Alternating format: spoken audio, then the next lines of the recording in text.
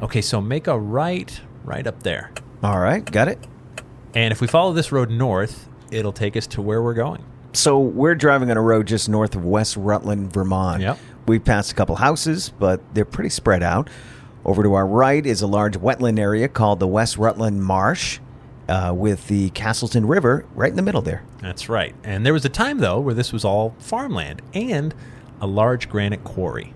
A lot of building materials came from this region to help construct various projects all over the Northeast. And more than a few headstones, I imagine. I'm sure you're right. Okay, you can pull over right here.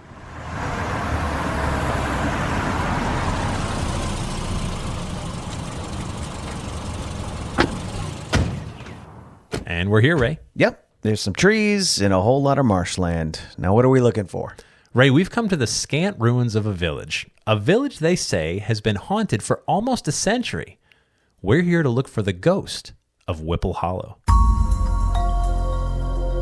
I'm Jeff Belanger. Welcome to episode 391 of the New England Legends podcast. And I'm Ray Auger. Thank you for joining us on our mission to chronicle every legend in New England one story at a time. We're always on the hunt for ghosts, monsters, aliens, roadside oddities, and all the other wicked, strange weirdness that makes New England so great. If you've got a story lead for us, please email us through our website. And we'll go looking for the ghost of Whipple Hollow right after this word from our sponsor. I guess it makes sense because we're on Whipple Hollow Road that this is where Whipple Hollow was located. It is. And today the area is just over 500 acres that's formerly called the Whipple Hollow Wildlife Management Area. It's owned and run by the state of Vermont, but its history goes way back. That it does. I was just looking it up. Whipple Hollow got its start as an agricultural community back in 1786. Several families lived here, and they combined with some families from nearby Pittsford, Vermont, to form a religious order known as the Orange Society. The Orange Society. What an odd name for a religion. Yeah, these families were mostly Irish and Protestant. Okay. The group formed because it was too far to travel to the meeting house in West Rutland. In 1788, they petitioned the state to formally incorporate their parish, but it was declined. Eventually, they managed to build their own meeting house that hung in there until 1797, when the pastor died. The meeting house fell into ruins and was finally removed in 1820. So you've got this isolated religious group out here. What could go wrong? In 1807, the first granite quarry was set up here on the Brockway farm. Other quarries came and went in the coming decades. One was called the Rutland Marble Company. Then the True Blue Marble Company took over operations in Whipple Hollow in 1884. In the coming decades, the company grew in size and would eventually be called the Vermont Marble Company. Eventually, they had a mill here with 8 gangs at the quarry. A lot of rock was cut in this region, no question. But we're here for a ghost. So let's head back to the year 1938 and explore. It's late June of 1938 here in Whipple Hollow, Vermont. George Aiken is the governor of Vermont. A Tisket, a Tasket by the Chick Webb Orchestra is the #1 song. For the past year, America has been in one of the worst recessions so far this century. But there are some signs things are turning around. For one, the Vermont Marble Company is getting busier. The production is up, which is great for the local economy. It's a good thing for sure. Now, when the quarry's busy, people are working, and they're spending money. The quarry is busy enough that there's even a night shift. It's about midnight when one of the second shift employees starts walking home down Whipple Hollow Road. It's not a bad night for a walk. No? It's early summer, so it's not too hot. There's a few mosquitoes around, but not too bad. Nope. Good night for a walk home. What in the world is that? I don't know. Yeah, we're looking at a large pile of marble off the side of the road, and there's this glowing white, kind of hazy form moving around the rocks right near the Whipple Hollow Brook. So the quarry worker's standing here with his mouth just hanging open like the two of us. I don't know what to make of this either. I mean, it's not a, then what is it? Ghost? Let's get out of here. Okay. It doesn't take long for the word to spread about a ghost sighting near Whipple Hollow Road. Ray, check out the June 29th Rutland Daily Herald newspaper. All right. What am I looking for? Right down here. Okay, got it. The headline says, quote, "Ghost stalking Whipple Hollow." The article goes on to say, ghost hunting has taken the place of treasure quests, wiener roasts, and other similar forms of outdoor amusements at West Rutland. According to those who have participated, there's an apparition that stalks forth between 12 and 1 a.m. Now that it's in the newspaper, even more people are coming out to look for ghosts. Well, I guess I know what we're doing at midnight. You're right. So it's just about midnight, the witching hour, and we're walking down Whipple Hollow Road. And we're not alone either. No, we're not. There's dozens of people out here along the road. Most of them look like teenagers. Then there's us too. So I guess we'll just wait. Hey, look over there. Oh, I see it again. Yeah. The same cloudy form we saw before, right near the pile of marble rocks. This time there are many people to witness it too, though. And it's disappeared heading in the direction of Hanley Mountain. That was wild, though. I hear some of the kids saying that they think it's the ghost of a quarry worker who died here years ago. That's the holy grail, isn't it? To put a name to a ghost. So, all right, I guess we have some work to do. All right, let's head into Rutland and search some of the old newspapers to see what we can find. All right, I'll look through this stack and you can check that one. All right, got it. Well, look at this. What'd you find? It's an article dated January 31st, 1892. The headline reads, Marble Mill Burned. The True Blue Company at West Rutland suffers a loss of $35,000. Oh, wow. Were there any fatalities? Let me see. That's usually in the headline or sub-headline. Okay, well, it says that they employ about 100 men. 20 of them live in Rutland. The fire is thought to have been started by incendiaries. So, arson. Yeah. Well, there's no mention of any injuries here, just the loss of a large building. Yeah, that's tragic, but no mention of any injuries or death. Ooh, okay, wait a minute. I may have something here. All right, what have you found? So the October 24th, 1874 Rutland Daily Globe, the headline reads, Suicide at West Rutland. Ooh. A workman at Rutland Marble Company's quarry drowns himself in Whipple Hollow Brook. Well, that's pretty much right where we were when we saw that weird cloudy ghost. Yeah, you're right. Okay, I'm skimming the story now. Okay, so there was a marble company worker named John Copt who had been working here for about a year when he got sick with a strange illness. He'd been out of work for almost a week. His roommate urged him to see a doctor, but Copt refused. The story says he and his roommate went to bed around 9 p.m. At 2 a.m., the roommate woke up to find John Copt wasn't in his bed. He didn't think much of it at the time. He figured Copt was hungry or had to use the bathroom, so he went back to sleep. When he woke in the morning to find him still missing, he was concerned. So the roommate told his coworkers at the quarry that John was in a bad mental and physical state lately, and they feared the worst. That sounds terrible. They even dredged the bottom of the quarry looking for his body, but found nothing. But then a young fisherman was fishing by Whipple Hollow Brook when he found a man lying face down in the water near the shore. It was John Copt. The article said Copt was about 30 years old, an immigrant from England who was smart and well-liked by his coworkers. He had no spouse, no kids, and no family in this country. The death was ruled a suicide. So do you think that explains our ghost on Whipple Hollow Road? It's impossible to say, but it sure adds a fascinating layer to a legend. And that brings us back to today.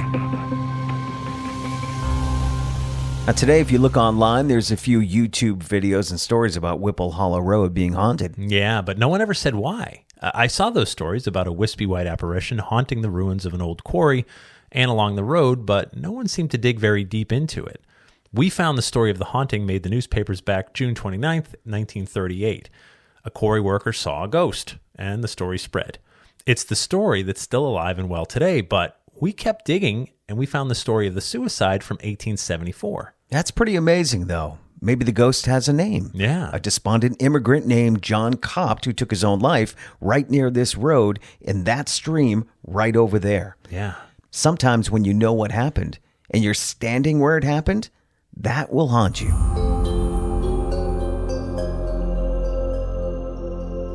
That it will. And that takes us to After the Legend, where we take a deeper dive into this week's story and sometimes veer off course. After the Legend is brought to you by our Patreon patrons. Our patrons make the magic happen. We can't do it without them. They help with all the growing costs it takes to bring you 2 podcasts each week. All we ask is $3 per month. For that, you'll get ad-free access to new episodes, plus bonus episodes and content that no one else gets to hear. You'll even get a custom RSS feed link to get all these episodes automatically in your favorite podcast app. We appreciate our patrons and always take care of them first. We'd love to have you join us at patreon.com/New England Legends. And to see some pictures related to this week's story, click on the link in our episode description or go to our website and click on episode 391. A Scooby-Doo mystery. I know. So what was cool, like, no one ever said who it was. The best we got was, like, a worker who died at the It was quarry. Old Man Jenkins. It was always Old Man Jenkins. That guy got around. So that was always the story. And I was like, well, did anyone die at the quarry? Yeah. That's the next question you got to ask. So I started digging through the news archives, and I found that suicide. Yeah. Like, in the brook. Oh, my God. Suicide, too. That's a violent way to live your afterlife, I would imagine. It's not an accident. It wasn't quick. Like, it was intentional. He was despondent and did this sad thing at a spot that's still there, right? It's still marshland. It's still swamp and stream and everything else. And that's sort of powerful. There's in the paranormal, there's something that's been around a long time. They call it the stone tape theory. The idea that stone, especially stone with high metallic content, can record energetic events. Wow. The same way. You remember cassette tapes, right? So cassette tapes were metal. Like there was metal in there, and that recorded the music, and you could play it back. So the theory was that a profound human experience, like a suicide or a murder or something like that, would literally imprint itself onto the rock, and for some reason, some people could pick up on it as they walk by it. They were able to read the tape. It makes a whole lot of sense when you put it that way. A little bit. I don't know how tape works. It's always been a mystery to me. Yeah. You know what I mean? It's just this little piece of thin material that records something. Something is on that. Yeah. And you can listen back to it. Again and Why again. wouldn't there be something natural out there that can do the same thing? Well, that's the theory. And so stone tape theory is the it's a movie that plays over and over, and we still talk about it. So maybe people are seeing something.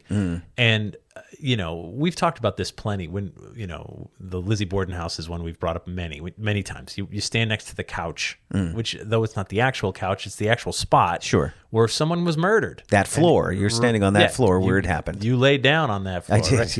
Yeah. So like right there, you're like, oh, someone died exactly in this precise spot. Yeah. Just someone was murdered, and that. We think about that. We connect to it because you're just like, ooh, gosh, I'm in the spot right now. And so when you walk down the road, I think sometimes you feel something. You're like, oh, why am I uncomfortable right now? What am I? And maybe you're just tuning into something that was sort of left behind, like this energy of like someone did a thing there. Right. The Golden Gate Bridge in San Francisco, right? That is the number one place in the United States, second in the world. For people who want to try to take their own lives. Have you seen that There's probably plenty of documentaries, but there's one famous one where they filmed it for weeks and weeks. They had cameras from far away trained on it, and they showed people. They caught more than a few jumpers. Oh, horrible! And the reality is that, if someone is in that horrible state, right? And by the way, please get help. Like, yes, we want you around. Read the sign at the start of the bridge. Yeah. There's one on the Cape Cod bridges too. Yeah, a sign from the Good Samaritans. Yep. Please ask for help. It's not a good solution. We need you. If you're listening to this, we need you. So if nothing else, we need you. But so someone had this horrible inclination. This is a place where other people have been successful at it, and then other people go there and they do the same thing, and the place gets an energy to it.